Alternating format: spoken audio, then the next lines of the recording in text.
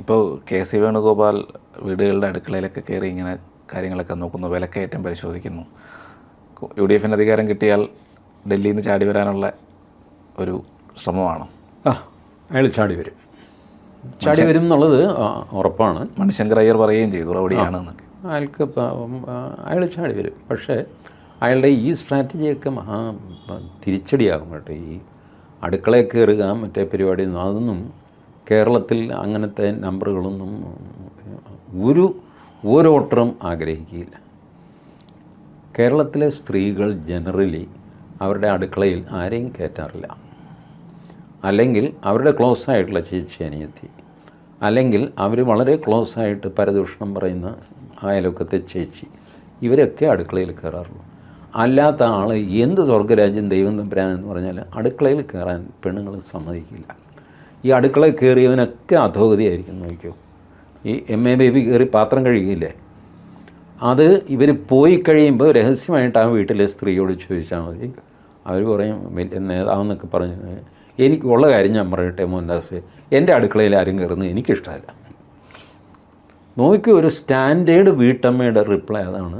അവരുടെ അടുക്കളയിൽ പലപ്പോഴും ഭർത്താവ് കയറുന്നത് എൻ്റെ അടുക്കള ചീത്തയാക്കരുത് കേട്ടോ എന്ന് പറയുന്ന ടീമാണത്. അവർ അടുക്കള അവരുടെ ഏരിയയാണ്, വളരെ പവിത്രമായിട്ടും ഒക്കെ അവർ വയ്ക്കുന്നത്. പിന്നെ അവർക്ക് വേണ്ടപ്പെട്ട ആൾക്കാർ ഈ പറഞ്ഞ പോലെ അയൽപക്കത്തെ വിശേഷം അത് പറയുന്ന ചേച്ചി, പിന്നെ സ്വന്തം അനിയത്തെ ചേച്ചി ആരെങ്കിലും ഉണ്ടെങ്കിൽ, ഇതാണ് അടുക്കള. അതിനകത്ത് കയറി ഒരാൾ കളിക്കാൻ തുടങ്ങിക്കഴിഞ്ഞാൽ ഇവരുടെ അണ്ടം കയറിപ്പോകും. വേണ്ടാത്ത ഷോയ്ക്കൊന്നും പോകാതിരിക്കുന്നതാണ് മര്യാദ. ഇതിനിടയിൽ കൂടെ രമേശ് ചെന്നിത്തല PR വർക്കൊക്കെ ചെയ്യുന്നുണ്ട്. രമേശ് ഒരു കോടാലിയുമായിട്ട് ഇറങ്ങിയിട്ട് വിറക് കീറി കൊടുക്കാൻ പറ, അല്ലാതെ പിന്നെ ചെയ്യാം. ഇവർക്ക് ഇത് പഴയ നമ്പർ ഇപ്പോൾ വിറക് കൊണ്ടല്ല ഗ്യാസ് അടുപ്പായിട്ട് മാറി എന്നുള്ളത് ഒരു ഓർക്കില്ല. കോടാലിയുമായിട്ട് പോയി അമ്മച്ചി വിറക് കീറി തരാമെന്ന്, വിറക് കീറാൻ ഇവിടെ തടി ഉണ്ടായിട്ട് വേണ്ടേ വിറക് കീറാൻ. ഇങ്ങനെയൊക്കെയുള്ള മണ്ടത്തരത്തിനൊന്നും പോകുന്നത്. MA ബേബി ആണെങ്കിലും നമുക്ക് ആ പ്ലേറ്റ് കഴുകി വെച്ചാണ്. ആ പ്ലേറ്റ് കഴുകുക എന്ന് പറയുന്നത് മര്യാദകളാണ് സത്യം പറഞ്ഞാൽ. ഞാനും വൈദ്യത്തിൻ്റെ വീട്ടിൽ വരുന്നു, 4 ബിസ്ക്കറ്റും കുറച്ച് ചിപ്സും വെച്ച് ഒരു പ്ലേറ്റിൽ എനിക്ക് തരുന്നു. അത് കഴിച്ചിട്ട് ഞാൻ ആ പ്ലേറ്റ് കഴുകാനായിട്ട് അടുക്കളയിലെ സിങ്കിലേക്ക് പോയി കഴിഞ്ഞാൽ ഇങ്ങർക്ക് എന്തോ കുഴപ്പമുണ്ടല്ലോ. വൈദ്യത്തിൻ്റെ ഭാര്യ പറയും, ആ ചേട്ടൻ എന്തോ പ്രശ്നമുണ്ട്. അല്ല, പുള്ളി ആ ചിപ്സ് എന്ന പ്ലേറ്റ് കഴുകാനായിട്ട് പോയിരിക്കും.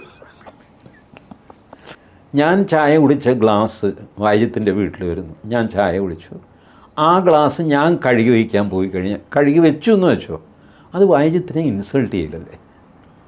സത്യത്തിൽ വൈദ്യത്തിനെ ഇൻസൾട്ട് ചെയ്യലാണ്. അത് ചെയ്യാൻ പാടില്ല നമ്മൾ. കാരണം ഈ പഴയ ആ കാഴ്ചപ്പാടൊക്കെ മാറി, ഇപ്പോൾ ആളുകളുടെ സ്റ്റൈല് മാറി, എറ്റിക്കറ്റ്സ് മാറി.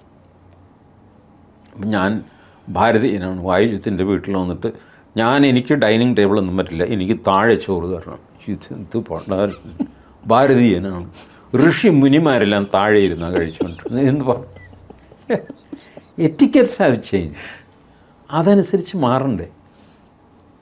എന്നിട്ട് എനിക്ക് ഇലയിൽ വിളമ്പിത്തരണം. ഈ ഇലയും കൊണ്ട് ഞാൻ പുറത്തിറങ്ങി, ഇല കളയാൻ സ്ഥലമില്ല. നമ്മളാകെ ഇട്ടാവട്ടത്തിൽ നഗരത്തിലല്ലേ ജീവിക്കുന്നത്. ഈ ഇത്ര വലിയ തൂഷനില ഇത് എവിടെ കളയാനാ? ഇത് മനസ്സിലാക്കാതെ ഇവർ ഈ ഷോയ്ക്ക് ഇറങ്ങും, പെണ്ണുങ്ങളുടെ പ്രാക്ക് വാങ്ങിച്ച് കിട്ടും, പാത്തോട്ട് കിട്ടാനുള്ളത് ഇല്ലാതെയാകും. ഇതൊക്കെയാണ് സംഭവിക്കുന്നത്. അതുകൊണ്ട് കോൺഗ്രസ്സിനാണെങ്കിലും കമ്മ്യൂണിസ്റ്റ് പാർട്ടിക്കാണെങ്കിലും എന്ത് ചെയ്യണം? കഴുത്ത് വെട്ടി, ഹെഡ്ലെസ് ചിക്കൻ എന്ന് പറയും നമ്മൾ മലയാളത്തിൽ, കഴുത്ത് വെട്ടിയ കോഴി, അതിങ്ങനെ ഒരു പോക്കങ്ങ് പോകുമല്ലോ, അതുപോലത്തെ ഒരു പോക്ക് പോവുകയാണ്, ഒരു ലക്ഷ്യബോധമില്ലാതെ.